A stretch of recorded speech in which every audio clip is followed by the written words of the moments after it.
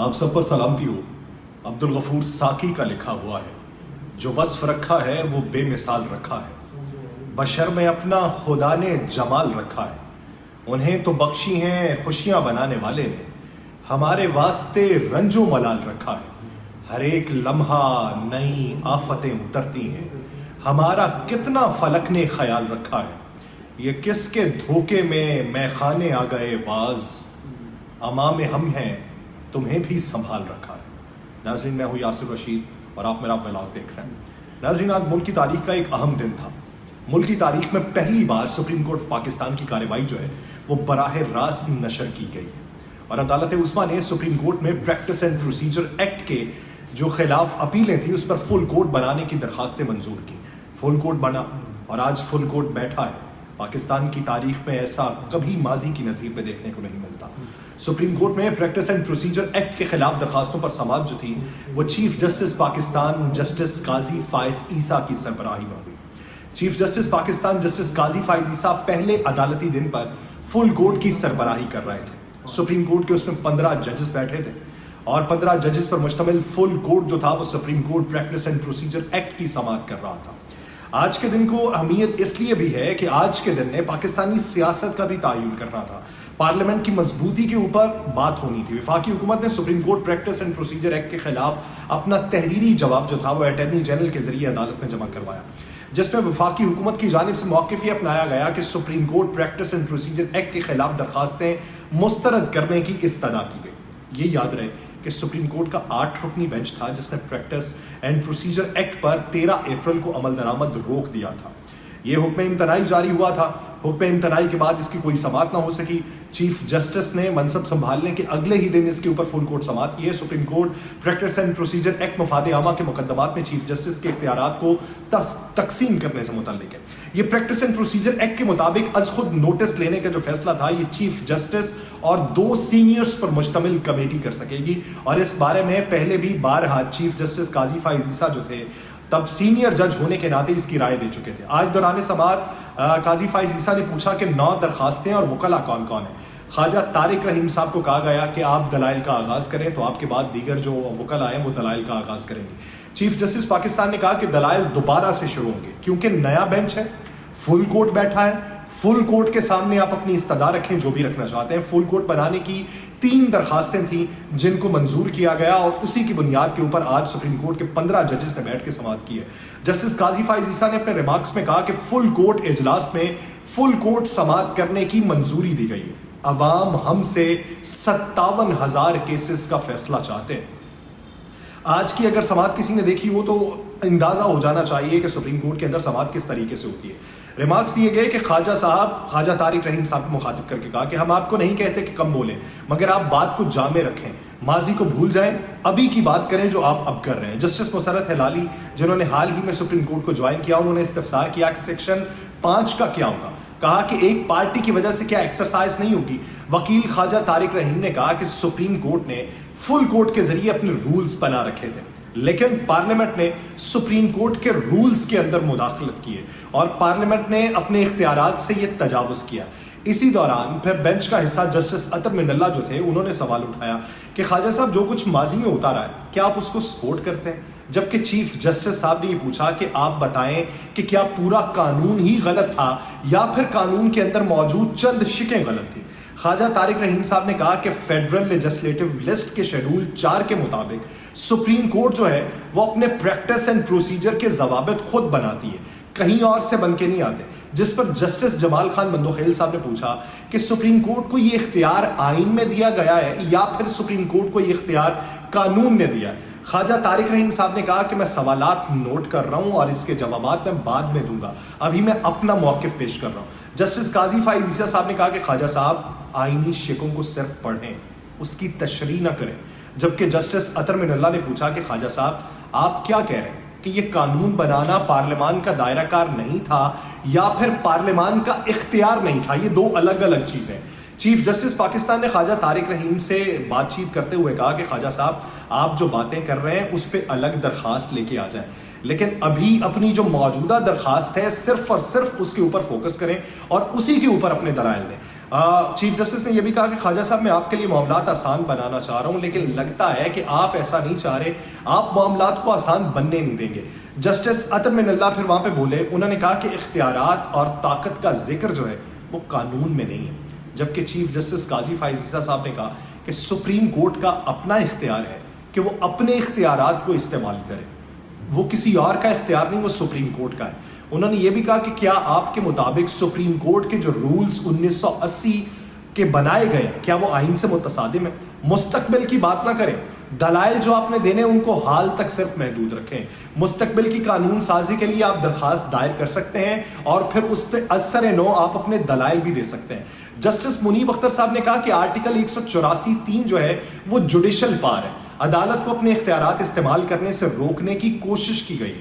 Justice منصور علی شاہ صاحب نے پوچھا کہ خواجہ صاحب آپ کی بحث کیا ہے؟ آپ اپنی بحث کو پہلے کسی منطقی انجام تک پہنچائیں یا اس کی بنیاد بتائیں۔ مجھے آپ کی یہ بات سمجھ آئی ہے کہ اگر یہ سب فل کورٹ کرے تو درست ہے، اگر پارلیمنٹ یہ کام کرے تو غلط ہے۔ میں یہ سمجھا ہوں آپ کی بات سے، اس لیے آپ کو اپنی بات کلیئر کرنے کی ضرورت ہے۔ اسی کے ساتھ ساتھ جسٹس مسرت ہلالی نے پھر سوال کیا کہ کیا قانون سازی کے ذریعے چیف جسٹس کے اختیارات کو غیر مؤثر کیا جا سکتا ہے جو چیف جسٹس کو اختیارات دیے گئے؟ جبکہ جسٹس جمال خان مندوخیل نے پوچھا کہ کیا قانون سازی سے چیف جسٹس کی جو پارز ہیں ان کو ختم کیا گیا ہے یا پھر سپریم کورٹ کی پارز کو ختم کیا گیا ہے؟ یہ دو مختلف نوعیت ہیں، کیونکہ گزشتہ جو چیف جسٹس تھے وہ اس سمجھ سے سپریم کورٹ کا اگر لفظ استعمال ہے تو وہ سی جے کے لیے استعمال ہوتا ہے۔ خواجہ صاحب نے کہا کہ قانون سازی میں شامل کی گئی مختلف جو شکیں اس پہ بات کرنی ہے۔ جسٹس قاضی فائز عیسیٰ نے کہا کہ جس شک پر آپ کو اعتراض ہے کہیں کہ مجھے اس پر اعتراض ہے، شک کا نام لیں، شک پڑھ کے بتائیں۔ جسٹس عطر من اللہ صاحب نے وہاں پہ کہا، خواجہ طارق صاحب سے پوچھا کہ چیف جسٹس کے پاس بینچ بنانے کا لامحدود اختیار ہو تو کیا آپ پھر اس پہ مطمئن ہیں؟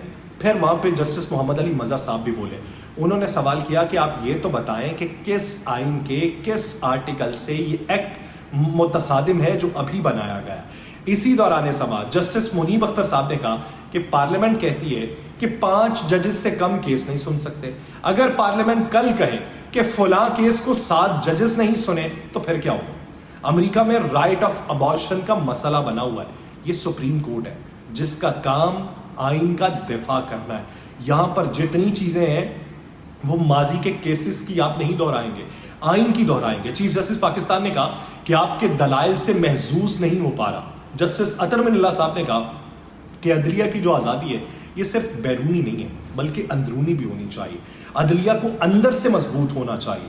صرف چیف جسٹس کے پاس بینچز کی تشکیل کا اختیار ہونا غلط بات ہے۔ جسٹس منصور علی شاہ بھی پھر اس میں بولے۔ جسٹس منصور علی شاہ صاحب نے کہا کہ باہر کے ممالک میں بیلٹ سے بینچ بنتے ہیں تو ہم یہاں پہ کیا کریں گے؟ وہاں چیف کے پاس بینچ تشکیل دینے کے اختیار کا تصور تک نہیں ہے۔ یہ کیا بات ہوئی کہ چیف اپنے پاس درخواست رکھے رہے اور بینچ نہ بنائے؟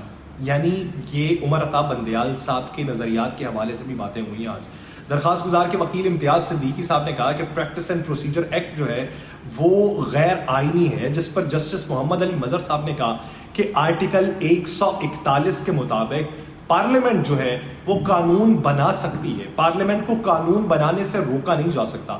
امتیاز صدیقی صاحب نے کہا کہ پارلیمنٹ جو ہے وہ سپریم کورٹ کے اندرونی معاملات میں مداخلت کر رہی ہے، جس پر جسٹس منصور علی شاہ صاحب نے کہا کہ آپ ہمیں بتائیں کہ کوئی ایسا قانون ہو سکتا ہے جو عدلیہ کو ریگولیٹ کرے، آپ وہ بتا دیں قانون تاکہ ہم بھی سمجھ جائیں۔ امتیاز صدیقی صاحب نے اس کا یہ جواب دیا کہ عدالتی دائرہ سماعت اور اختیارات سے متعلق براہ راست کوئی قانون نہیں بنایا جا سکتا۔